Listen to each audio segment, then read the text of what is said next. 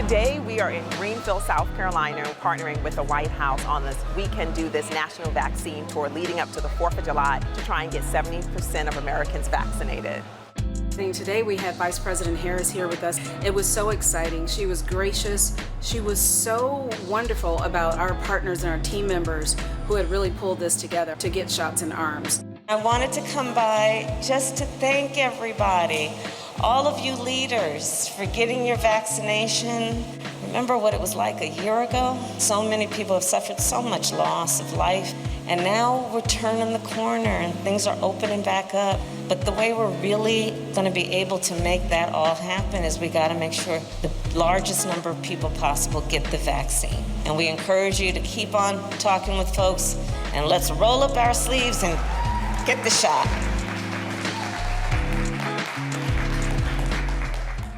Good afternoon. I'm Congresswoman Alma Adams, representative from North Carolina's 12th Congressional District, and I'd like to warmly welcome you to the 5th annual HBCU Braintrust entitled Igniting Our Campus Infrastructure. Each year, our Braintrust convenes HBCU stakeholders to discuss issues most critical to our historically Black colleges and universities. And this year, I am grateful to be joined by accomplished educators and incredible private partners to provide perspective on a topic that has captured the entire nation's attention: infrastructure. We've heard a lot of talk these past 5 years about infrastructure, and I'm proud that the Congress is working in a bipartisan fashion to craft infrastructure proposals to repair our nation's dilapidated roads, bridges, and yes, schools. As a former educator who has always extolled the virtues of a quality education, I know firsthand the importance of modernized state-of-the-art facilities. Studies have shown that high-quality infrastructure facilitates better instruction, improves student outcomes, and reduces dropout rates, among other benefits. This year, the Congressional Bipartisan HBCU Caucus was proud to introduce a bipartisan infrastructure package for our HBCUs, the Ignite HBCU Excellence Act. The caucus contends that if Congress is going to invest trillions of dollars into our nation's infrastructure, a portion of that must be dedicated to the institutions most concerned with uplifting those communities that are most underserved. The Ignite HBCU Excellence Act will provide the most significant federal support for HBCUs to improve their infrastructure since the inception of the HBCU Capital Financing Program. It will let schools apply for grants to build Tier 1 research labs, modernize and renovate dormitories and other campus facilities, install high-speed broadband internet, and so much more. And it's not just legislators that recognize the importance of investing in HBCUs. Fortune 500 companies and private sector leaders across the nation are highlighting the importance of investing in HBCU infrastructure to strengthen the pipelines of diverse talent into their own firms. And so as we begin our panels today and hear from these esteemed leaders in both education and industry, let us continue to make the case that infrastructure improvements for our HBCUs will be the spark that ignites opportunity for our low-income first-generation college students. So without further ado, it gives me great pleasure to introduce the moderator for today's program, Professor Melissa Harris Perry. Melissa Harris Perry is the Maya Angelou Presidential Chair in the Department of Politics and International Affairs, the Department of Women and Gender Studies, and the Program in Environment and Sustainability at Wake Forest University. She's founder and president of the Anna Julia Cooper Center. Professor Harris Perry is an award-winning media host and writer. From 2012 to 2016, she hosted the television show Melissa Harris Perry on weekend mornings on MSNBC and was awarded the Hillman Prize for broadcast journalism. She has served as editor at large L.com and for Zora. She continues to serve as contributing editor for The Nation.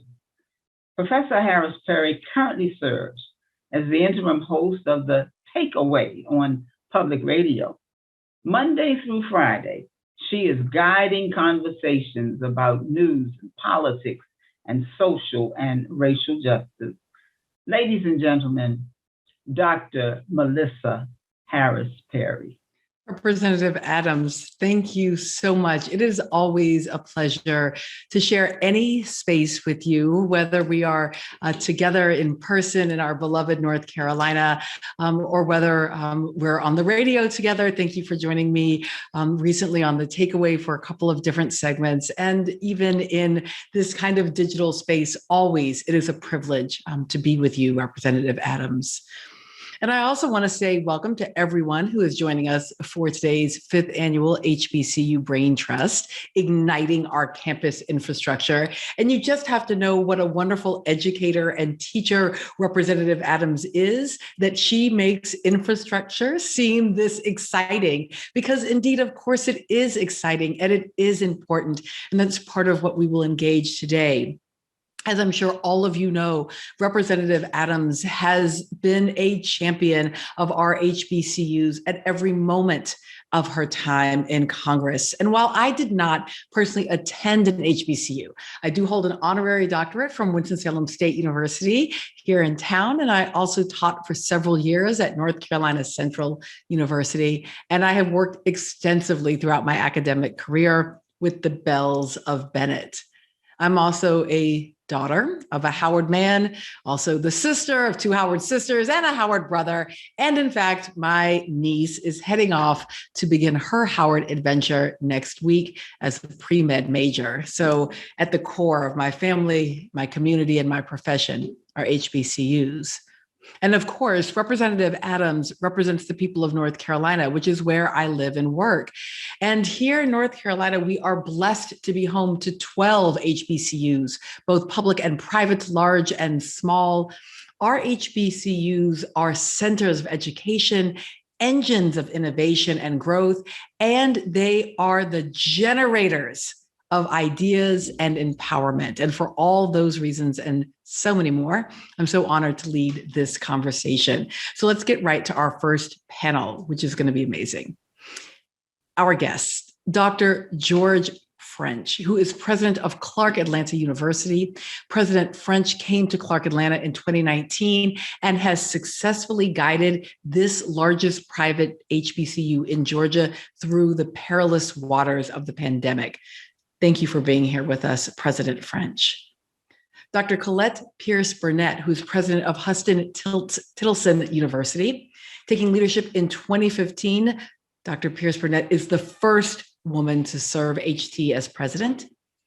Dr. Billy Hawkins, who is president of Talladega College.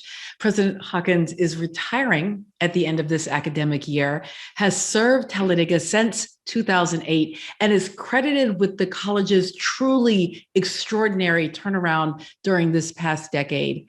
And President Hawkins is joining us at this time, even through difficult family circumstances, which tells you something about the level of commitment that he has to his school. Dr. Larry Robinson is president of Florida A&M University and is one of our nation's first Black nuclear chemists. President Robinson's leadership of FAMU since 2017 has strengthened the national profile of the university. And unless you were under a rock somewhere, you know that President Robinson recently announced at a commencement ceremony that the school has covered over $16 million in student debt and unpaid account balances during the 2021 academic year. President Marion Ross Federick is president of Albany State University, and drawing on the lessons learned during a career in human resources, President Federick has committed Albany State, and I love this language, to teaching the whole student. And finally, President Richard J. Gallo Jr. of Grambling State University. As someone who lived in New Orleans for a decade, my heart swells with joy about our Louisiana HBCUs. Formerly an elected state representative and state senator in Louisiana, President Gallo understands the critical importance of public service within higher ed. Thank you all for being here today. So I want to begin. Let me actually begin with you, President Robinson, on this question of what infrastructure is and what difference it has made for your university in the context of this pandemic. Can you talk a little bit about how your university had to do that great pivot during COVID-19 and what it revealed about your infrastructure needs? Yes, thank you, Dr. Harris-Perry, for that question. Let me begin by saying I think this Ignite program is probably one of the most innovative programs we've seen. And so I want to commend Representative Alma Adams for conceiving it, along with those others in the U.S. Congress that she's working with, and the Senate as well, to get this across the finish line. But let me start by saying infrastructure has two components, right? It's the things you see, the buildings and the roads, and the things that you don't see. And they all make a tremendous, have a tremendous impact on the quality of our educational services. And the pandemic revealed a lot about the things that we didn't see, right? We didn't see, or you don't see the information technology needs right up front, right? When we made that pivot in March in a less than a 2-week period from nearly 90% in-person educational delivery to 100% remote instruction, it revealed first and foremost that the digital divide is alive and well. And that's part of the infrastructure needs that we all had. And we had to go out and make some serious commitments to our students, our faculty, and our staff to get across that hurdle. But at the same time, COVID aside, it only really put a spotlight on the problems that already existed, right, with our facilities. We are the third oldest public institution, period, in the state of Florida, 133 years. We're proud of the fact that, Cosmopolitan Magazine, ranked FAMU as the 25th most beautiful campus in the world. However, while that's all fine and good, in order for the state of Florida and the nation to really reap the full benefit of our capacity, great investments in infrastructure, the things you see and don't see, is extremely necessary, because there are times, when I see our students and our faculty making the best of what they have, I can only imagine if they had additional resources to do so, to do better in. And so I really want to give a strong plug, however, for that area that sometimes people take for granted with regards to HBCUs, and that's our research and development capabilities. That's where we really need, infrastructure commitments. Not that, classrooms and office space aren't just as important, but there's a direct and immediate return on investment when we provide additional research services, because actually the research experience that our students have, that gets them, better prepared for the world of work or post-baccalaureate experiences, or if they're in graduate school, directly going on into those next endeavors. And so I just want to make sure that we keep our eye on, not just what people typically think about when it comes to infrastructure. It's a combination of things you see and things you don't see. President French, I want to come to you in part because I saw sort of the amen corner that was occurring as you were listening to President Robinson, but also I'd be really interested to hear your same response on this same question as a Southern university, but a private Southern HBCU, on this same question of sort of what the great pivot in the context of COVID-19 revealed to you about the needs and maybe the strengths as well of infrastructure on your campus. Thank you, Dr. Harris-Perry. And let me also thank the Congresswoman for your efforts with Ignite, realizing that indeed to have 2 Republicans and 2 Democrats means that you are able to truly negotiate on both sides of the aisle for this benefit to HBCUs. And as you note, this is the largest and the most transformative funding that the United States has provided in history. So thank you, Congresswoman. So Dr. Harris-Perry, also want to thank my colleagues for being here. I'm honored to be with such a distinguished panel of colleagues. These are the colleagues that are in the trenches, that are getting it done every day. And I dare say that these are the colleagues that are not insular to their particular institutions, but they work across institutions for the benefit of the entire higher education community. So I want to thank you. To your question, when you mention HBCUs in the South, I must note that Clark Atlanta University is the first school in the nation, HBCU in the nation, to provide graduate degrees. And it was the first undergraduate, Clark was the first undergraduate school in the South. So we have a great responsibility. What we found during COVID was where the rubber meets the road. For years, we would sit around in administrative cabinet meetings and faculty meetings and in planning meetings and talk about building out our infrastructure so that we could have a more vibrant online presence. And within 2 weeks, two weeks at Clark Atlanta University, we had to migrate 4,000 students from undergrad on ground and grad on ground to an online platform. Had we not had some infrastructure, technology infrastructure already in place, that would have been an impossibility. But the truth is, most of us did have some semblance of infrastructure in place, but I don't think any of us had what we need for long-term sustainability. It's one thing to have done it for over a year. It's another thing to have that same infrastructure as we expand our vision of being strictly on ground. And I say that knowing that we do have some online presence, but not like what I'm talking about. If I have 4,000 students online, our nation can benefit if I have 4,000 on ground. So that means I'm serving 8,000 students a year versus 4,000, simply utilizing the infrastructure that's in place. So this technology infrastructure as part of Ignite is vitally, vitally important. And I am proud of Congresswoman Adams. When we look at Billy Hawkins, he is the chair of the UNCF member presidents. He was up at midnight, 1 o'clock sometimes, talking and negotiating with UNCF to get these monies, not for Talladega, not just for Clark, not just for FAMU, but for all HBCUs in the nation, emphasizing that we have these technology and infrastructure needs. So Dr. Harris-Perry, what we discovered is that we had a semblance, but and those are some of the things you can't see, but as my colleague, President Robinson said, there are also things that you can see. So we need actual new buildings on our campuses.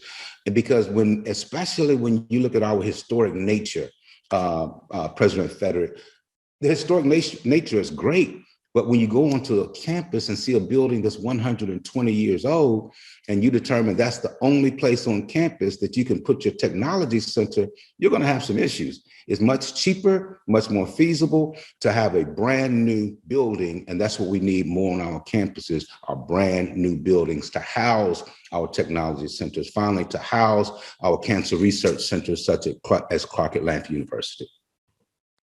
Thank you so much, President French. It's so helpful to think about that. And again, as President Robinson gave us, right, this idea of the seen and the unseen, right, the physical plant and the technological and digital. But President French also just gave us something, and I want to come to you, President Hawkins, on this, another form or aspect of infrastructure that we don't always think of as infrastructure, and that is leadership, connection to history, that humanity. And in part because President French name-checked you here and the work that you have been doing, can you talk to me a bit about the asset base infrastructure of HBCUs and how that asset base around relationships, history, capacity, leadership needs, right, the physical plant and digital aspects? Talk to me a bit about that. Yeah, first, let me say thank Representative Alma Adams again for her heroic skills. She led us through great funding through this pandemic. We call her the godmother of HBCUs, and we're proud to say that. And once again, with this infrastructure package that she's worked so hard on, and many others, we thank her so much. When we look at our HBCUs, if you look at the history of these schools and member presidents that are on with us today, and certainly Dr. French just really laid it out so wonderfully, and Dr. Robinson. So if you look at all of our institutions, we all have infrastructure issues. And so when you look at at technology, we make it work. Not that we have all that we need from an infrastructure standpoint to do the great things with our students. We make it work at our HBCUs. And as Dr. French laid out, yes, we do need new facilities. And when we say that we need to be, we want to prepare our students to be competitive with other institutions, infrastructure is key to our future, is key to making that happen. So we make it happen, okay, with little. And that's what we're currently doing. We're making it happen with little. And so this, great connections, clearly what Congressman Adam has been able to do, she has really worked wonders in Washington, D.C. to really finally get folks to understand the importance of our HBCUs and what they mean to the workforce in this nation. And so our institutions, all of our institutions have infrastructure issues. You can look at our buildings, and some of these buildings, they're beautiful on the outside, but they need much work, on the inside. And I think at Talladega, College right now, the first dormitory on that campus, 1869, when that dormitory was built, $19 million needed to bring it back online. It sits right in front of our campus. We have new buildings on the campus, but still you have these old buildings that need work, and they need to be renovated so that they can be used. And so when we look at whether it be technology, when we look at whether it's the internal infrastructure of our building, many of our campuses have old buildings, and you can only fix old so long, and that's really what we've been up against for a lot of years. But I will say that these member presidents have they've worked hard, and we've made it. We've made do with what we've had to work with, and that's what our schools have always stood for. We still prepare outstanding students at our institute, in spite of where we currently are with our infrastructure. But with new infrastructure, new buildings on our campuses, I'm just excited where we are. Right now, working with the representative, and we hope that this package that you're looking at right now goes through. And but again, these presidents that are on this Zoom call today, they can all tell you about infrastructure on their campus, the great needs that we have on our campuses. President Pierce Burnett, I'm hoping that you can both do some of what President Hawkins just gave us there, which is to say, he just told us all of these presidents can tell you about their needs, but also maybe begin to suggest for us what a vision for the future looks like. So we heard from, for example, from President Robinson that part of what we need is to invest in thinking about how infrastructure addresses research, for example. Can you help us to both think about the needs on your campus, but also what your vision is for how infrastructure could impact what kind of campus you could be? Well, thank you so much for the question, Dr. Harris-Perry. I want to take a second to echo my brother presidents and my sister president in appreciation for Representative Alma Adams as the queen of HBCUs. I was about to say the queen of soul, but I'll say the queen of the soul of HBCUs. Because it's just been invaluable, and the type of work and courage that it takes to invest in our schools were so important. We built the middle class, and if we still continue to educate first generation students, in my case it's 45%, then we're still building the middle class. So the mission of HBCUs is just as important, if not more important than modern history than it ever has been. So when we talk about investments, we are treasures, we're national treasures.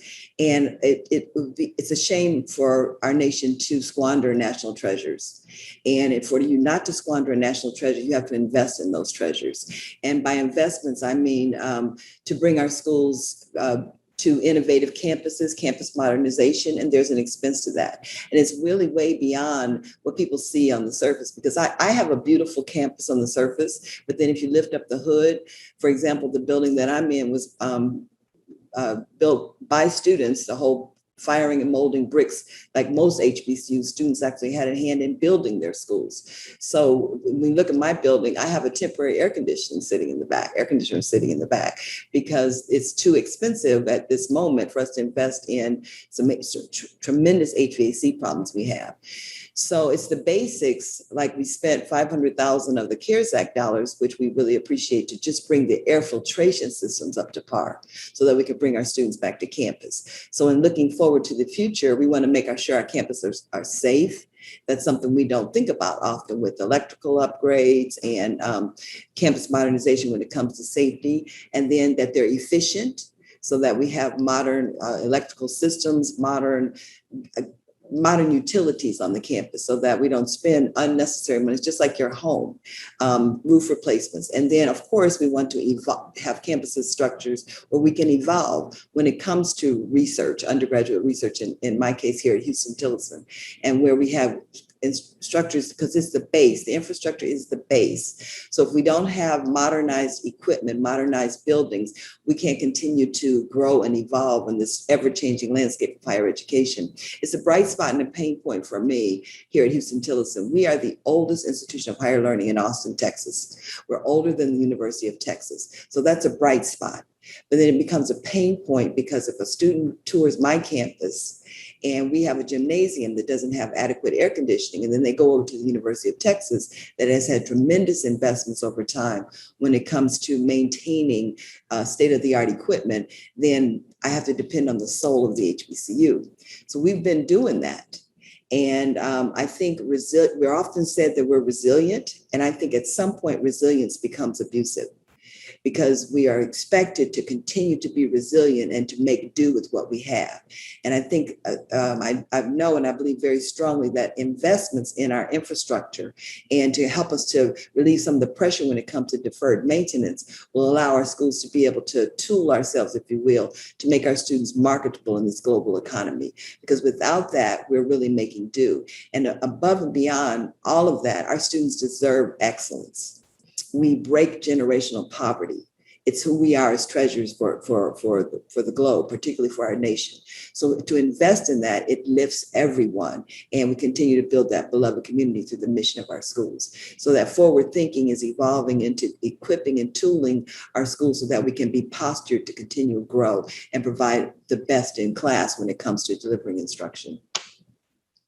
Listen, I'm about to put like on a t-shirt, at some point, the expectation of resilience becomes abuse.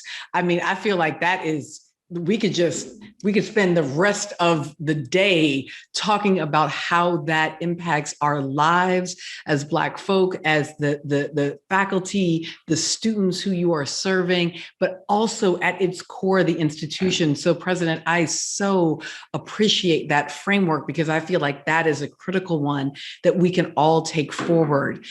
President Ross Frederick, I want to also bring you in on this question of both where we are and your vision for the future, and maybe also to respond a bit in this, because I think part of what President Pierce Burnett just brought up about that you're in a marketplace, right? You're in a marketplace of other universities and colleges and campuses, and the expectations of everything from physical plant to research opportunities to digital resources is all critical to getting the best faculty, the best administrators, and the best students, so that you can then make them the double and triple best through their time.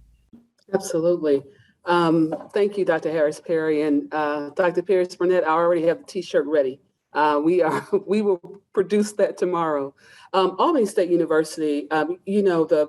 The whole COVID environment really highlighted the things, as Dr. Robinson said earlier, that were already going on, that we were already in the process of trying to rectify and to address. Albany State University was built in a flood zone, and we have experienced major flooding, of which a lot of those buildings remain on our campus. We're unable from a financial standpoint to really take those buildings down. And several of those buildings we actually still live in and actually do work in and do teaching in as well. Albany State actually produces, we're really strong in health professions, and we graduate the most nurses in the state of Georgia. That's humongous, especially in an area where health professionals are needed, especially as we're going through a pandemic, respiratory therapy and all those types of things. We did not have the resources and the labs and the technology to really hone those skills as much as we wanted to. Great nurses coming out of here, but I always think about what if we do this differently? And that's part of what we do every day. I just spoke to my cabinet this morning, and we talked about how do we get all these thoughts that are in our heads for innovation, actually get them started? How do we get these things implemented? And Representative Adams, the work that you all have already done for HBCUs is phenomenal. And we have got to see the other side of this. And so when we get to the other side of whatever this may be, we need to make sure that we are strong enough to take on that next flood. In our case, we face floods and hurricanes like it's everyday business, which it is for us. But we need to make sure we're using these funds and these resources not to just fix what was broken. And we all have talked about how much is broken, right? How much our infrastructure needs infusing of dollars. But we've got to set ourselves up so that when we get to the other side, we're able to manage this when the next crisis comes, because there's going to be another crisis. So how do we do that? How do we get that innovation? How do we not just fix? Because I absolutely agree. Being able to survive has become abusive. I mean, it's what we're expected to do, and we will do that. But how do we get beyond that? We're called the unsinkable Albany State University. And I love that banner, I really do, but I hope it doesn't set in our soul and in our spirit that we're just that we're just gonna be struggling forever, because it shouldn't be that. And the students that we get today, they're not thinking that that's what they have to encounter. And we should make sure that their thoughts and their energy we're actually taking for the future, because that's the only way we break those generational curses and continue to build not just the middle class. We need to get beyond that as well, but we got to strengthen ourselves. And I think this gives us an opportunity to do it. Thank you so much. President Gallo, I want to bring you in here in part because I feel like the two of us could see each other through the Zoom with every mention of disaster, of hurricanes, of floods, such realities for low-lying Louisiana campuses. But I also wanted to save you for the end or for the last part of this, President Gallo, because you are in the unique position of having both been an elected official in the state and now leading a university in the state. And I'm wondering what lessons you might provide for all of us in terms of thinking about whether it is coalition building, whether it is about sort of how those dollars get liberated from the hands of lawmakers to do this kind of work, but what kinds of insights you can give us in the infrastructure of the state to help us think about moving forward with HBCU infrastructure. Sure. Thank you so much. And as I say in the Baptist Church, protocol having been established, I'll just jump right into answering because I know our time is getting short. I gave an interview this morning recognizing, I guess, my 5th year as president, and I talked about bringing a lesson from the State House. I was serving during the time of Hurricane Katrina. And of course, when we learned of the first COVID case in Louisiana back in March of last year, I returned to campus with the mindset, and I shared with our team, you never want to be the small town mayor in Louisiana who failed to evacuate his town before the hurricane hit. Okay. Small town, big town.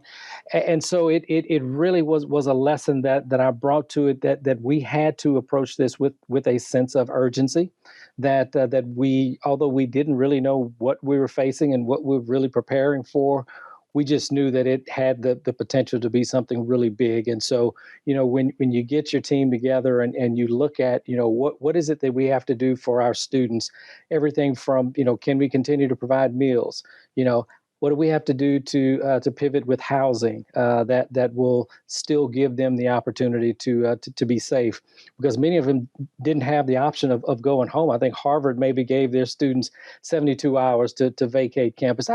Our students don't have the luxury, of being able to just pick up and go back home where there may not be a home. First of all, there may not be internet. There are all these things that there may not be, food. There are all these things that we provide more than just a substantive education.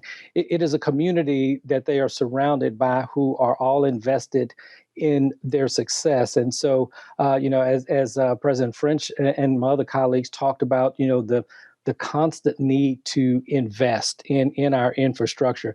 Here at Grambling, we were incredibly prepared from an IT standpoint to do the pivot. That was the easy part because we've already been investing very heavily in that. But the question was, how do we get devices in the hands of our students? And for our faculty, those who were no longer able to come to campus as we were making these pivots. These were all lessons learned that I think, quite frankly, have made us all stronger and have given us really the fuel that we need as we go forward and plan and know that we can't just plan for the next academic year, that our trajectory has to be so much further in the future to prepare for, quite frankly, the unknown. And I think I may have another T-shirt message for you. And I borrowed this from Governor John Bell Edwards here in Louisiana. He said, if it was true that we could always do more with less, at some point we could do everything with nothing. Okay, and so, but here at Grambling, we're at the tail end of our master planning process. I said, we are now going to take the position that we're going to do more with more.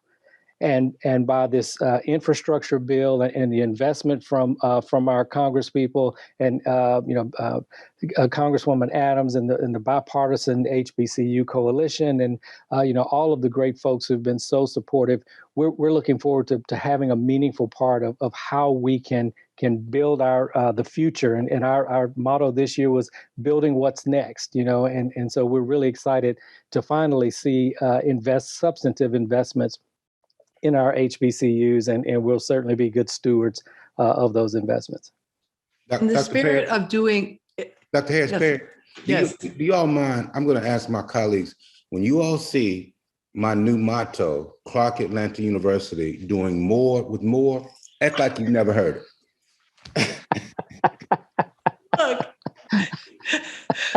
Black culture is always citational. It is, we are allowed, Right. that is part of the protocol. We are allowed to borrow from each other. I love that. That's right. But on that spirit of doing more with more, we're going to do a quick round robin, what I'm going to call a speed round here. It's going to be the same question, and I'm going to go through each of you and ask you just to briefly give the response. And the response is this.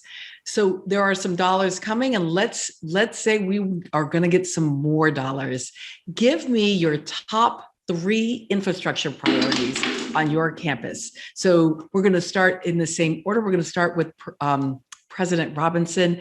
More with more. What are your top 3 infrastructure priorities? I probably would implement a 100 square feet plus research facility, but also on the other end of the spectrum, I would expand the footprint of our Black History Museum, because part of this infrastructure that's important is preserving the culture, right?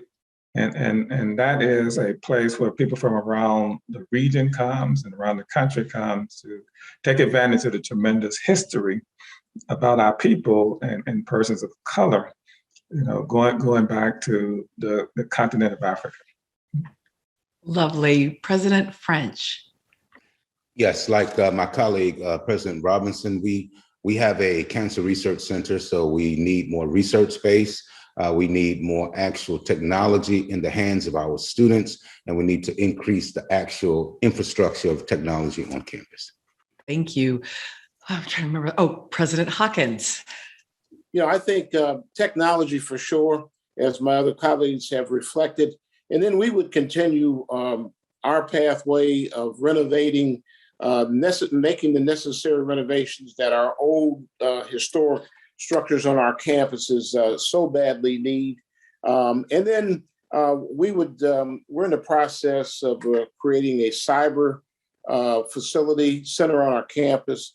And so fits right into what we're trying to do in that area of cybersecurity in our criminal justice program, as well as spreading it throughout our curriculum as we move forward.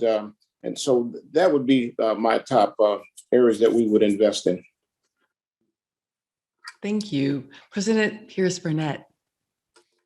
So we're in Austin, which is a true tech hub. It's rated as one of the top 10 cities in the nation. So we want to complement us living and being here. And we've made great strides there, but we are lacking the facilities to be able to support the kind of support we're receiving from the Austin community. So top and foremost would be building out our Center for Entrepreneurship and Innovation. We are really strong on building entrepreneurs of color and women. The second would be to replacing the Mary Branch Gym, which is not air conditioned here in Austin. And we want to build out a really strong physical facilities structure so that we can complement the area of Austin that we're in, which is East Austin. And then the third one, we recently signed some memorandum of understanding and some agreements with Army Futures Command, which is headquartered here in Austin. So we're entering into rolling out engineering programs, which is a big step for a liberal arts school. But I'm an engineer by training, so we're committed to that. So we need the academic buildings to be able to house those. And we really want to invest in our teacher preparation program. We just launched a program to teach, train, and place Black men as teachers. So we want to build out our teacher educator preparation program. Thank you, President. President Ross Fedrick. Thank you. Some of the same things. One of the things about Albany is that we have got to work on our health. I know that's not an infrastructure directly, but we've gone through a lot of challenges there. And so one of the first things that we really are focused on is that how do we get not just Albany State, but the community, the Albany and the surrounding community healthier, both mentally, physically, emotionally. And we need space and resources to do that. But we should be that incubator hub for our community in that space. And the other part is that, again, we are very big on health professions. I'm just starting with the health professions lab, a simulation lab, where we can have a simulated hospital here on campus in order to continue to get those students actually experience before we go out and put them at the bedside, before they get those jobs, because they're hired right out of our doors. And we want to make sure that they are absolutely ready for that. And the last thing is that although we are classified as an urban area, our technology infrastructure is very rural. And so when the wind blows, our technology goes down. And so we have got to invest in an infrastructure where technology is able to be used regardless, that things do not shut down. As storms come through, which they come through often. And we just need to make sure that we are stronger from that foundational standpoint before we start building anything else, because we need that technology and those resources in order to be cutting edge. And if I can add one last one, innovation. Our students coming in just think differently. I would love to be able to capture that opportunity to get their thoughts and start that implementation process to ignite their behavior in a positive way, so that we have all those things that are in their heads out somewhere and ready to get them started. And that would be, I think, the total for us. I love that. And then finally, President Gallo. All right. So I would replace every roof on campus. I would replace every HVAC system on campus. And then finally, to complement what is Louisiana's first and only digital library, we will add to our Louisiana's first and only cybersecurity bachelor's degree program here at Grambling State University and build a technology facility and complex that will complement the work that we're currently doing in producing more African-American graduates in the state of Louisiana than any other school in computer science and related fields. I just hope that you all see and can hear from each other how extraordinary your visions are. Everything from the most practical. We're going to get roofs, HVACs, air filtration. We need buildings. We need the sidewalks to not buckle. We need the air conditioner in the building to work. We want to preserve our history, but we must be able to renovate our historic buildings. I love that at the same time that you talk about safety and efficiency, also you talk about evolution and innovation, that there is both a language here about basic research, basic science, the cores, and also the applied, that there will be educators and nurses and health professionals, that in fact the infrastructure investments here are infrastructure investments for whole communities, not simply for campuses. In some ways, I am not at all surprised. It is usual, it is expected that the broadness of mind, the clarity of goals from HBCU leadership would be such as it is, but also the camaraderie, the joy, but also the knowledge that we're not going to do more with less, we're going to do more with more from here on out. And for that, Representative Adams, thank you for making more available. Thank you to all of our HBCU presidents for the day, and for everybody who's listening. You heard some clear needs assessments. Let's make sure that we meet those needs. Representative Adams, I'll turn it back to you for any final words. Well, I just want to thank everyone, and it has just been phenomenal to listen. And I know a lot of what you're talking about. I was in a building for just almost my entire 30 years before my last 10 years with no air conditioning. I understand all of that. We're going to continue to work. I want to thank all of you for joining, for sharing your insights, your expertise, for taking the time from such a busy academic year, and good luck to you as you move ahead. And again, for those who joined us, we've got another panel coming up, so we're going to transition and bring in a few more important voices for you in the HBCU Braintrust. Thank you all so much. So we're going to make a transition today in our HBCU Braintrust. We've just been talking with an absolutely extraordinary panel of presidents of historically Black colleges and universities.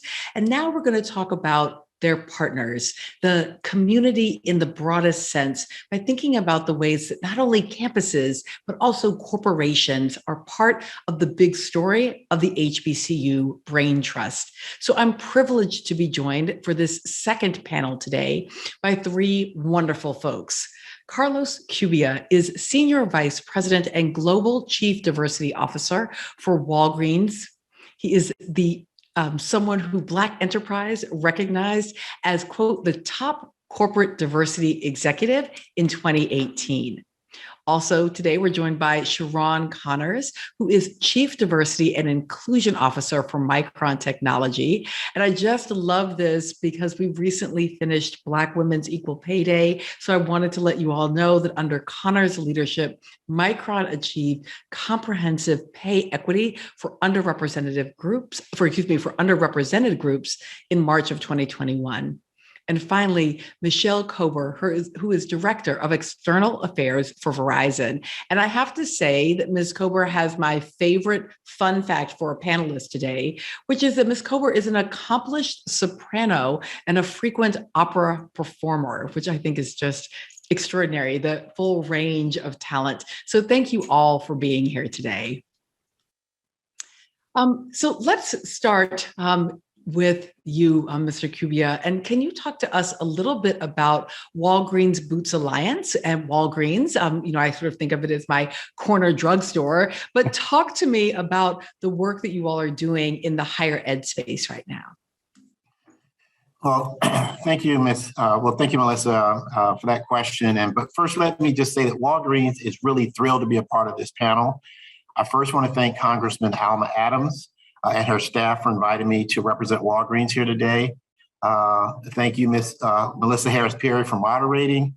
And I also like to thank my fellow panelists from Verizon and Micron for their thoughts today. As I think about Walgreens and some of the most recent changes, there's a note of hello from our CEO, Roz Brewer, who is an HBCU graduate from the Spelman class of, and I better not mess this up, 1981.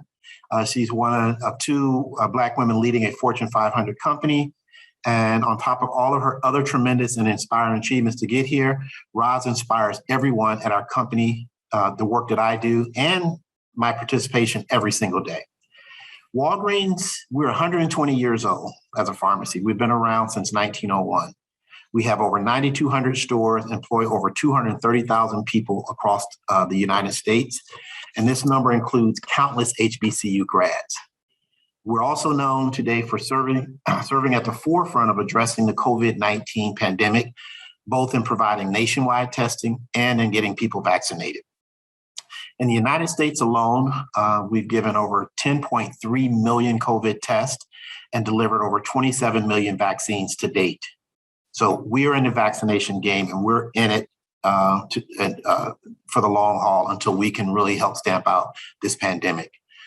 One of the things that we know at Walgreens Boots Alliance is one of the big barriers to the health education is access. So what we've done is set up 1,200 specially located vaccine equity clinics really across the United States. And we've given over 5 to 6 million doses from our store locations in socially vulnerable neighborhoods. Another big barrier is trust. So we think about trust.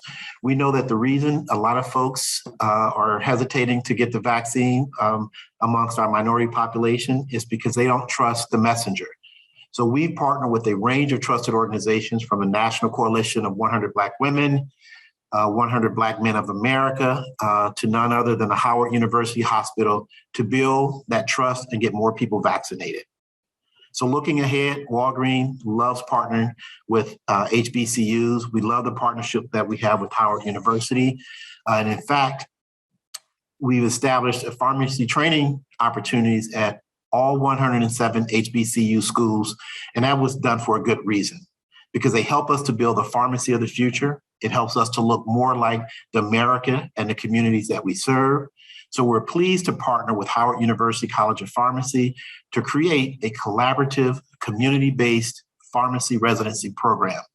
And together, we're developing the innovative pharmacy practitioners who I believe will serve as leaders in this profession in the US and across the globe. So that's just some of the things, probably a little long-winded there, but I think those are some of the things that we're doing as a Walgreens Boots Alliance. No, in fact, as you started talking about pharmacy, I was thinking about my nephew who's at Xavier University, and New Orleans, and it's a huge pharmacy school. And so it made me smile to hear about that work and connection. Now, I'm going to basically ask this same question of you, Ms. Kober, to tell us a little bit about Verizon and how Verizon is thinking about these connections, particularly with digital divide and broadband, which was a huge infrastructure issue that emerged repeatedly during our conversation with the HBCU presidents. Thank you for that question, Dr. Harris-Perry, and thank you so much for having me here today. Representative Adams, it is an honor to be a part of your Braintrust. Verizon is very committed and engaged to our HBCU community. I'm a proud graduate of Howard University School of Law. Dr. Harris-Perry, I know your daughter is on her way to Howard, so HU, you know. And so I think that I am just one of very, very many HBCU graduates who are within Verizon, employed by Verizon, and committed to being ambassadors for HBCUs across the company. When we think about infrastructure, Verizon earlier this year talked about, we released a paper called Accelerating America, where we proposed our 3 things that we think are absolutely necessary to close the digital divide. And we talk about access, adoption, and affordability. And with the infrastructure bill that we have right now, there are ways to address each of those pieces. When we talk about access, on the prior panel today, I heard where one of the presidents said that their campus, if the wind blows the wrong way, they may not have the internet that day. And so we need to have federal funding for build out and to make sure that students on HBCU campuses, students in rural areas, urban areas have access to the internet, and the infrastructure is there. We also, Verizon has addressed affordability in the plan. And as we saw earlier this year with the emergency broadband benefit, there was $50 that was available for a family and $100 available for a device to go towards their broadband internet. And so now you had people who couldn't afford to get online before, but with this benefit, they were able to get online. And proposed now in the infrastructure bill is a $30 benefit to continue and build upon that benefit that was introduced earlier this year. If you have access to the internet but cannot afford it, then you have a major problem that remains unsolved. And then if you have access and you can afford it, you need to adopt it. And how do you adopt it? You find out that this is useful for you. This is something that you need. You need the digital skills. You need digital empowerment so that you know that you can go online for your virtual learning, your doctor's appointments, to order groceries, to research and take advantage of all of the educational resources that are online that our students need to have access to. So we are definitely at Verizon behind federal government spending in this area to make sure, because they have the scale and the scope to roll out the infrastructure the way that it needs to be. And then Verizon is also committed to partnering with HBCUs to ensure that students have the technological literacy, and also a recent partnership that we announced also for infrastructure on campuses so that our students can be at the cutting edge of technology as other schools are. Thank you so much for that. Now, Sharon, Ms. Connors, I want to bring you in on this as well, just to tell us a bit about Micron, kind of lay for us the overall framework of the work that you all are doing in the higher ed space, and maybe a little bit also about your particular relationship with Norfolk State. Yeah, I would love to. So first of all, I just want to say thank you, Dr. Harris-Perry, and thank you, Representative Adams, for having Micron here today. We fully believe that businesses can be one of the greatest catalysts for change, and this conversation is just so very necessary. We need all companies to step up and to invest, particularly in our HBCUs. So thank you. Micron is an industry leader in innovative memory and storage solutions, transforming how the world uses information to enrich life for all, for everyone.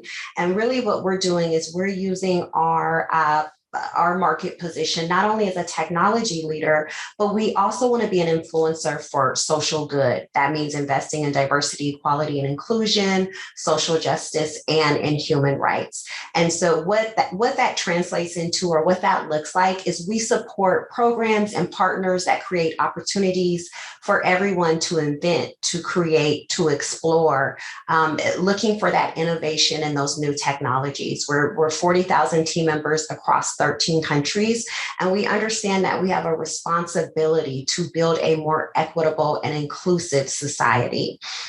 And so what we've done, we have a very robust and comprehensive higher education strategy that includes partnerships with predominantly white institutions, Hispanic serving institutions, and also HBCUs. That is a critical part of our strategy, because when we're sitting around the room and we're designing technology, we understand that we need everyone represented at that table. And that diversity is ultimately going to challenge us and push us to the most innovative products that we can provide for our customers. So we have done a lot of work on supporting STEM programs globally. Last year, we reached over 600,000 students and educators from underserved communities, including my hometown of Oakland, California. And so we're really taking the time to invest. I want to be clear that this, for us, it's not a check the box exercise. So while we're absolutely providing dollars and writing checks, it's personal for us. It's personal for me. So we are bringing our leaders into those universities to really help shape the curriculum and to also demonstrate representation, right? So when we talk about what an engineer looks like, well, we have engineers from all walks of life, from all different ethnicities, and we want to show that to students to really inspire them that they too can be an engineer at a Fortune 500 company. Part of making that happen, Dr. Harris-Perry, really is a critical piece of that is making sure that students have the technology that they need so that they are able to practically apply what they're learning in class. And Michelle hit on this a little bit. We want to make sure that from a technology standpoint, they are ready when they step in the door at Micron or any semiconductor company or any technology company. And so through our partnership with Norfolk State, we funded a clean room. And that's really important because we want our new employees that are coming in to have touched the technology and had that experience. So when they walk in the door on day one, they're able to step into the clean room and make a meaningful contribution. And so we formed a lot of partnerships. I think the National Society of Black Engineers has also been another great inroads into bringing very talented Black team members into Micron. But I will tell you, our partnerships with the HBCUs, such as Norfolk State, has just really provided us the talent that we need to continue to be successful as a company. I feel like there were so many critical sort of touch points that you gave us there that we can build on in conversation. But one that I just want to start with here is this language of, it's not just check the box for us. It's not just, this is a moment when diversity is in vogue, or let's just say Micron, Walgreens, Verizon believes Black Lives Matter, check the box. But instead about sort of building these longer term relationships that are meaningful across space. So, and absolutely across time. So Mr. Kubia, I want to come back to you on this, because one of the ways that we know we have long-term iterated relationships is when we have outcome measures, when we can say, we've been doing this for a certain period of time, and this is how we measure the success of it. I'm wondering, you started, in fact, by giving us some of those outcome measures, for example, around COVID testing or around COVID vaccinations. How is Walgreens thinking about its own measurement or its own outcomes when it comes to this work in the higher ed space with our HBCUs? How will you know that it's working? So thank you for the question. And you're right, measuring the results of these initiatives are important to us. And so we do that through a number of different ways. So I mentioned to you earlier about our pharmacy residency program.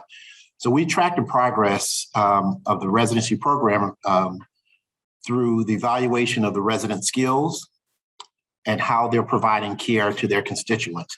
We look at the caliber of the management, the education, and the clinical service projects that have been developed over the course of a program year, and to see if it's making a difference in outcomes, health outcomes, how people feel, and the products that we're doing.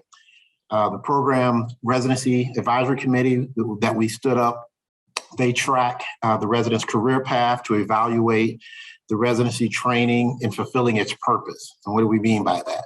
So when we think about the doctor of pharmacy education and the outcomes that we have, set up or hope to develop, we do this through a community-based pharmacy program where we work with our practitioners, those with diverse patient care, leadership, and educational skills to make sure that they're getting these things and that they're transferring it into the roles that they have come into. So with those skills, they're eligible to pursue advanced training opportunities, including postgraduate year 2 residencies and professional certifications. So there's a number of ways that we're doing this, that we measure the progress. First, Howard places a high value on some of the programs that develop community practitioners who advance in the pharmacy practice. We partner with them to see how these individuals are tracking and the work that they're doing. Second, we expose greater numbers of patients to the clinical expertise of these pharmacists by elevating the level of patient care. And it's just a number of ways that we're doing this, but really making sure that the individuals that we're investing in, that they are getting the skills necessary to transfer the care and to care for the communities that are at risk and that who really depend on these individuals to come back into those communities and to provide a high level of care. So those are just some of the things and some of the ways that we're doing this and tracking these outcomes. Now, stick with me for just 1 second, because this is really valuable to think about how you're tracking the outcomes and obviously the level of commitment it takes to follow those young people who you're investing in right across those various aspects. Now, back up for me and tell me the other side too. How do you know that this is valuable for your sort of central goals as a corporation? How do you know that doing this investment work is valuable to Walgreens? Well, so when you think about Walgreens as an organization, we are in 27 plus countries and we have 430,000 associates.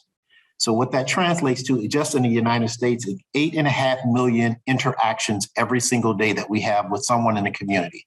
So we're a community-based organization. So we want to make sure that the programs that we're setting up, that they are creating an environment or an environment for these individuals to come into our store and feel like they're wanted, they're needed, and that they're getting the services that they need. If we don't create an open and welcoming environment and we're not giving them services that are advantageous to them, they don't come into our stores, they go elsewhere. So it is a business imperative that we understand this community, that we're providing services to this community, and that we're providing those trusted sources to build those relationships so that when you do come into a Walgreens store, you're getting that experience. They understand what your challenges are. They understand what your needs are, and you are comfortable dealing with those individuals. So from a business perspective, we have to do this in order to survive, but we also do it because it's the right thing to do. So I hope that gets at the second part of your question. Yeah, absolutely. I just always think it's so valuable to actually articulate corporate goals as opposed to thinking of like corporate relationships with, for example, with HBCUs as being philanthropic in some way, right? So not to say there isn't some level of philanthropic aspect, but ultimately, presumably this is an investment that matters for you. And so, Ms. Kober, I want to come to you on exactly that. Oh, actually, go ahead. Go ahead. Yeah, say more. I know I exhausted my time. I do want to say that when we think about what we've done just from a DE&I perspective, we have set up these goals as part of how we do business, and we've embedded it into every part of the business. So, the philanthropic piece is there and it's key, but this is also how we set our business goals and planning each and every day to see how we're going to make our year. It's that important to the business. So sorry for interrupting, but I just thought it was important that I add that. No, not an interruption at all. And in fact, Michelle Cobra, I'm going to have you sort of build on that. As you were speaking a little earlier, I was thinking about what President Ross Fedrick from Albany State said right at the very end of our conversation. When I asked all the HBCU presidents what their big infrastructure priorities were, one of the ones that she offered was so out of the box in terms of thinking about what constitutes infrastructure, because we talked about buildings and investments in all of the physical plant and even in the technology. But she said she wanted to be able to harness the innovation of young people themselves, that her students come to campus thinking in a way that is different than their faculty, their staff, their administrators, even their president. And she wanted to be able to imagine how there would be technology and infrastructure for capturing that innovative, different way of thinking. I'm wondering if Verizon can imagine itself being part of unleashing that. Well, I swear we did not plug this, Dr. Harris-Perry, but that is exactly one of the catalysts of the Verizon Innovative Learning Program.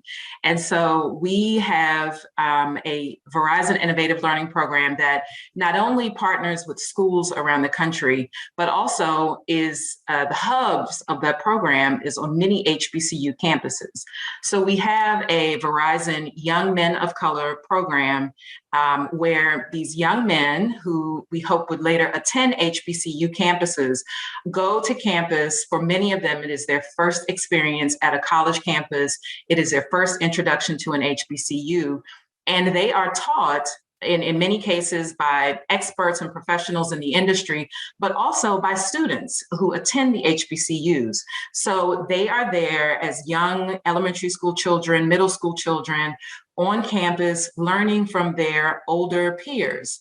And they get to participate in technology programs. They have access to STEM and all sorts of innovation, artificial intelligence, 3D printing, things that are on the cutting edge of technology. And for many of those students, I have some statistics also, 92% increased interest in attending a four-year college, 98% increased interest in STEM subjects, 95% increased awareness in how technology is used in careers. And so if you want to start the innovation, start it young and introduce them to these HBCU campuses when they are young, and then they can come back later and contribute and hopefully pass the torch on to the next generation of students. So my father was a college professor. So I was a kid, I grew up on college campuses, and I love that because just the idea of what it means to walk, to know what a campus is, to think about, oh, this isn't just like high school plus a couple of years. This is a whole different experience. This is something I can look forward to. This is something I can imagine myself in. That time, that energy, sometimes we have college kids go out into community, which is critical and important. But it's also so important to have community come onto campus, right? So that young people can begin to see themselves in this way. Sharon, maybe I'd ask you to also build on this idea of building with the innovation of young people and unleashing that. And as you were talking about the clean room, it took me a minute. I was like, what? Because again, I'm not in STEM, but then as you explained, I was like, oh, right, I get it. So talk to me again about unleashing a bit that sort of innovative spirit in young people at HBCUs. Yeah, I think it's so important, Dr. Harris-Perry, and it's exactly what you said, right? It's the experience and the feeling that brings. And so one of the things that we do at Micron is we bring our professionals into the classroom. We actually have two team members, both are Black, and they actually sit on the board of directors at Norfolk State University. And that's really important because, again, they are driving or helping to co-create that curriculum and bringing that experience, not only of what it's like to be in a university, but sharing what it's like to be at Micron. And we bring the students to Micron, right? Because all of that is planting seeds. And we all know that representation is so important. And so we want to make that connection with the students at HBCUs early on, right? So when we talk about not just checking the box, we certainly write checks because, as we heard from the university presidents, we do need dollars. The days of doing something with nothing, that's over, right? We want to get past past that. But to spark that innovation, we bring in leaders to have those conversations. Another thing that we do is we have grants around research.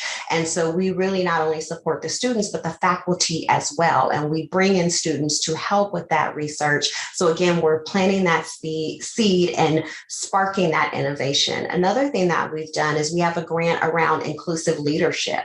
And I think that that's really important. And sometimes that's missed, but we want to make sure not only at HBCUs, but we actually do this at predominantly white universities as well, that when Black team members step into Micron, they need to be treated with respect. They need to feel like they belong. We need to dispel the myth that Black talent is not talent that is prepared, right? A lot of times when we talk about diverse talent, we hear we're lowering the bar. That is not the case. These students are cream of the crop. And so we, through our inclusive leadership grant, we are instilling those skills in students, right? So not only how do you touch the technology, but how do you become an inclusive leader? So you're bringing that innovation out of everyone that you work with, or that's working for you, right? Or vice versa. And so those are just some of the ways that we spark that innovation. But what I will say is it's very hands-on and it takes time to do it, right? And so that is the investment we've made with these universities. We're not just showing up one day or having our CEO come in and speak and then you never see Micron again. We are invested. And when you talk about metrics, we're looking at, okay, if these students are engaging in STEM, what is the retention rate, right? Are they finishing the program? And if they're not finishing the program, why is that? And how do we support them? Do they need a grant to get across the finish line? Do they need one-on-one tutoring? What is it going to take to make sure that we're reaching the end goal? And I think that's how corporations need to look at it holistically. And that's what it needs to be invested to really spark that innovation and then see it come to fruition. Okay, so I have a question that I'm going to lay out here and then ask each of the three of you to answer. And it's a two-part question. The first is, what skill set, and I know none of you are in HR, I get it, but what skill set or sets of skill sets do you need folks to have coming out of their college classrooms, off their campuses? What do you want them to know already that will make them the best kind of candidates to work in your space? The second part of that question is, for those who have those skills, who are on it, why is your space a great place for those folks to show up and come into their roles? So, Mr. Hbcu, I'll start with you. Well, I knew I was going to get this question first. Melissa, so, what do they need to have? They need to have an inquisitive mind and the ability or the interest in learning something new. When you come into a space like Walgreens Boots Alliance and a company of our size, there's so many different places you can go and things that you can do within our organization. So we want them to be inquisitive. We want them to be thirsty for knowledge. We want them to use their voice and to bring that education and that knowledge that they've acquired thus far and use that to help catapult them to the next level. I'd love to see them come in with great networking skills, but if they don't have it, we'll teach that to them, right? Because I think that's very important. So those are just some of the things that I wish someone would have said to me, because I came in and kind of sat back and waited for my opportunity. And I started seeing other folks being a little more aggressive going after things. So I picked that skill up along the way. But what I'm trying to instill in my three that I have, and I have a daughter just graduated from Howard, so an HU grad there, a wife that's graduated from Howard. So I'm not an HBCU grad, but I have nothing but love for HBCUs.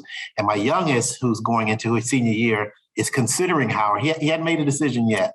So why Walgreens Boots Alliance is because we are, and I think there's the 3 financial institutions here, but what we do is we have a purpose of creating a healthy environment for every American, whether you are looking to just buy something from the corner store, you're looking for food, you're looking for health advice, we provide that, and we provide an opportunity for you to give back to the communities that help to make us who we are, that inspire our purpose. So those are two things that I would add. you. Michelle Kobler, what does Verizon need from young people coming out of school, and why are you a good magnet for them? So I think what we need is really different depending on where you end up at Verizon. I mean, I started off in the legal department. Now I'm in public policy. We have every gamut of jobs spanning all sorts of professions. But I think that the mastering of your craft, whatever that may be, staying inquisitive and hungry to learn more always, and having a really great mindset to be a member of a very large team. There are 130,000 of us, but your team may only just be 7. And so whether you are dealing with your very small team or a larger group, a teamwork mindset is really important. One thing I have to say, though, as a woman and as a woman of color, you don't need to check every single box to apply for whatever job you might want. If you have 6 out of the 10 qualifications, go for it anyway.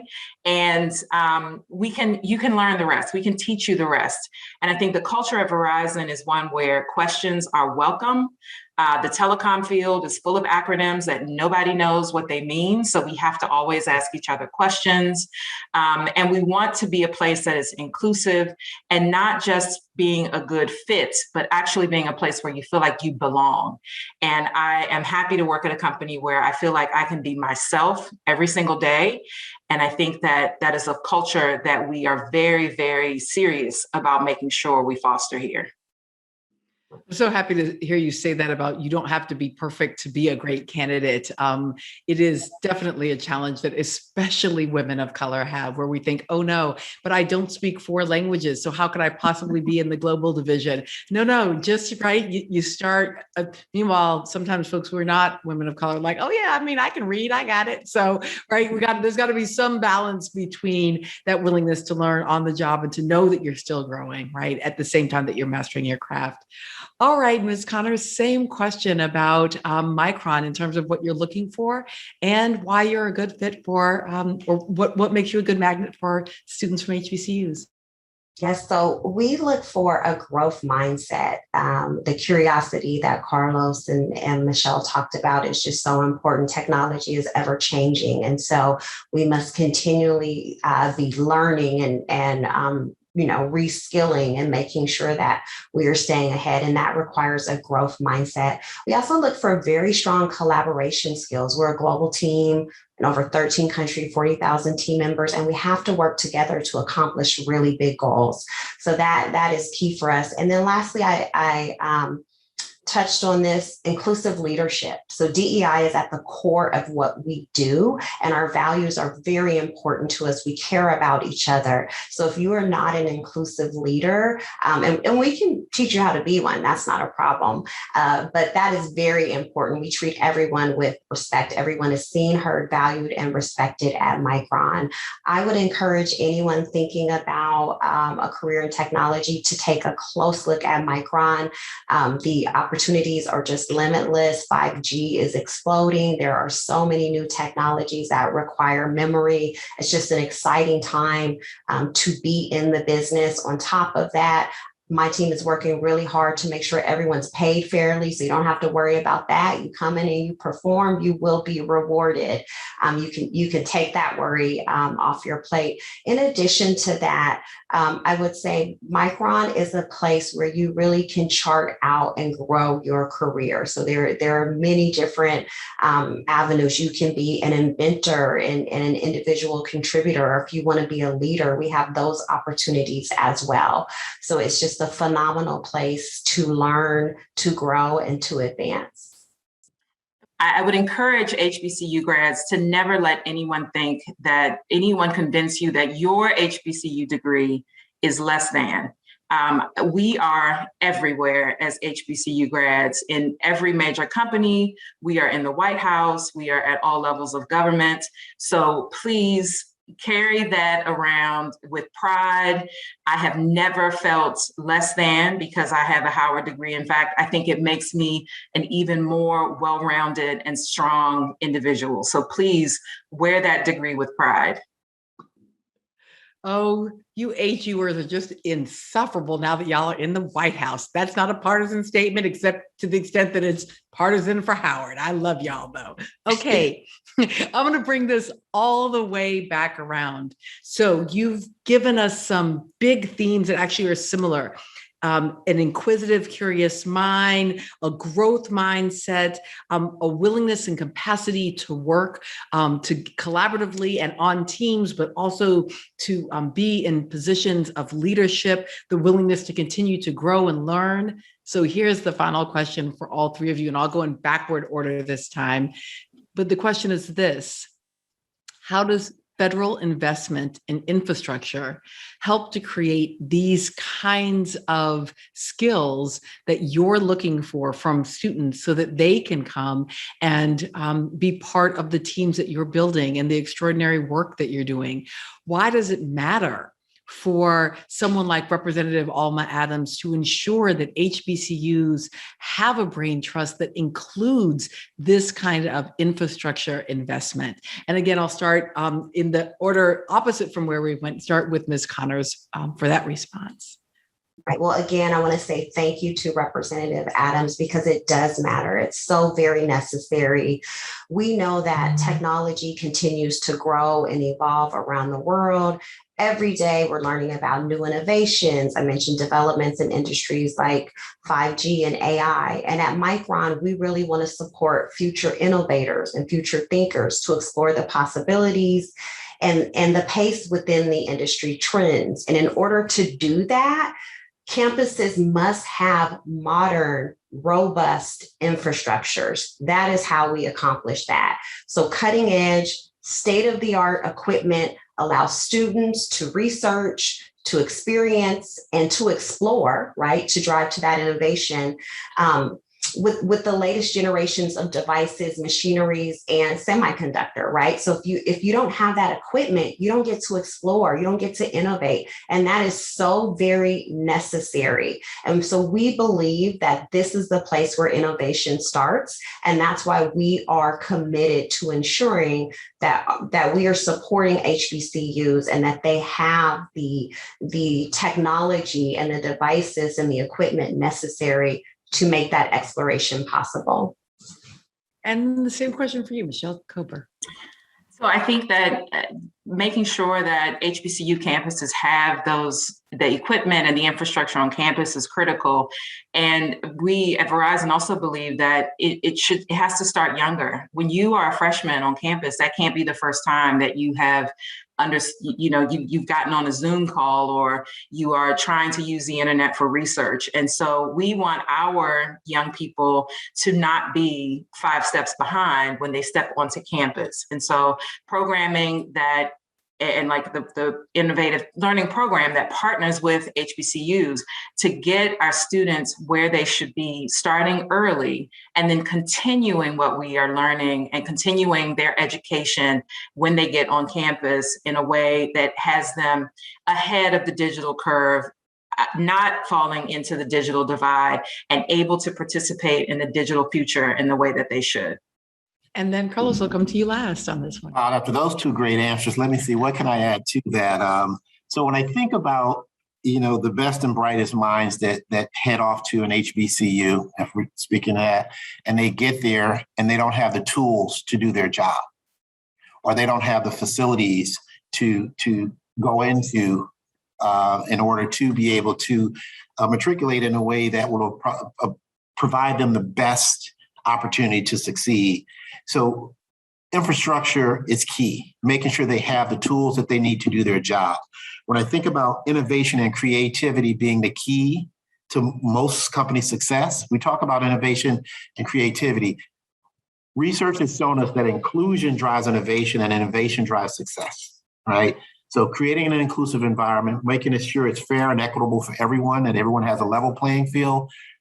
That is why the infrastructure is so key to all of us having what we need in order for our best selves to come forward and do the work that I know that we all can do as Black and brown folks on this planet. So that is my answer. It has been a pleasure. And I hope that people, pay attention to this and really contribute in a way that's going to be beneficial to everyone that needs these services. I thank all three of you so much for this conversation today, for really, as we say, putting down where the goats can get it. In other words, making it clear precisely why these issues, why these dollars, why this investment matters. And I just to build on the final thing that Mr. Hbcus said there at the end, that inclusivity is part of what builds that innovation. And I like to think of it as a playground, right? So again, to Michelle Cober's point about wanting to get to young people even younger, right? That when we're innovating, when we're thinking up the new ideas, when we're like even imagining 5G, as Ms. Connors suggested, that capacity to imagine, it has to happen on a playground, right? A playground of ideas. It has to be fun a little bit, not just like, oh, what are we doing on the spreadsheet today? And the only way that you get to a space of fun, the only way you can have a good time on the, out there swinging on the bars and sliding down the slide, is your playground has to be safe, and it has to be cool, and it has to be interesting, and it has to be fun in all those ways. If you have little kids, that when you go to the new playground that's built with the dinosaurs and the water pit and all of those things, that it builds innovation, it builds inclusivity, it builds that sense of safety. And so I'm so grateful to all of you all for helping us to think about why we need to really invest in those playgrounds of ideas, that space where our students and our faculty, our administrators and our leaders of the future can in fact play with new ideas and innovate the things that will keep our communities connected and safe, healthy, and thinking up things we've never thought of before. Representative Alma Adams, thank you for putting this Braintrust together. Thank you for inviting me to serve as moderator. And I'll turn it back to you at this point. Wow, what a discussion we have had today. Thank you so much. It has been an absolute delight to hear from our esteemed panelists today, from our moderator who did a superb, absolutely fantastic job of facilitating today's incredible conversations. Thanks to all of you, to our viewers, for taking time out of your day to hear about the critical infrastructure issues facing our historically Black colleges and universities. And from our presidents, we heard about the state of their campuses, infrastructure in the wake of COVID-19 pandemic, and about the resources that they need in order to facilitate high quality instruction, that they need substantial investment. Shouldn't surprise us. We know that. Our HBCUs, the oldest being nearly 2 centuries old, were created to facilitate the education of African Americans who were still barred from predominantly white schools. And for nearly 2 centuries, they have succeeded in providing Black men and women a pathway to the middle class, despite a legacy of discrimination and neglect. But in order to do so for centuries to come, it's clear that they need assistance from both government and the private sector. So our private partners have stressed that they recognize the importance of HBCUs in producing the diverse talent that will become the leaders of industry in this century. And they showed us the power of partnerships. What happens when private industry and our schools join together? But as Eleanor Roosevelt told us, the future belongs to those who believe in the beauty of their dreams. So if we strategize together, organize together, if we dream together, nothing is out of reach. Because I got to tell you, we're HBCU strong. And that mindset will make our goal of providing equitable funding to our schools eminently possible. And so as we've discussed today, Congress is actively working to address this issue, and our hopes for the Ignite HBCU Excellence Act, they're high. But we need your assistance, your voice, your passion to help take the recommendations of our presidents and our industry representatives and turn them into law. So I hope that you have enjoyed today's conversations, and that in the days and the weeks and the months to come, that you continue to hold your elected officials accountable for investing in HBCUs, because at the end of the day, it's not the president who holds the ultimate power in our country. It's not the senators or the representatives, and it's not the mayors or local officials. It is you, the people. It is you, the people. So thank you all so very much for tuning in, and God bless.